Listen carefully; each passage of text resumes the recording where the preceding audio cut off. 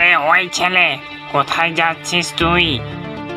আরে ভাই, আমি কাজের জন্য শহরে যাচ্ছি।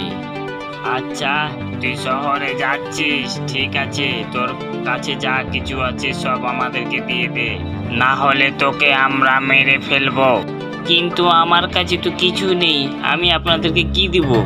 এইটুকু শুনেই রাজপুত্রের উপরে ঝাঁপিয়ে পড়ে সেই চোর দুইটা। রাজপুত্র খুব সাহসী ছিল, সে একাই সেই চোর দুইটাকে মেরে দেয়। তখন রাজার সৈন্যরা সেখানে চলে আসে। আরে বাহ বাহ, তুমি তো এই দুজনকে ধলাই ভালোই করে দিলে। তুমি কে, এত সাহসী ছেলে? তারপর রাজপুত্র তার পুরো কাহিনী সেই সৈন্যদেরকে বলে। আরে বাহ রাজকুমার, তোমার তো সাহস অনেক। আমাদের রাজা মশাই এরকম সাহসী একটা ছেলে চাই। চলো আমাদের রাজা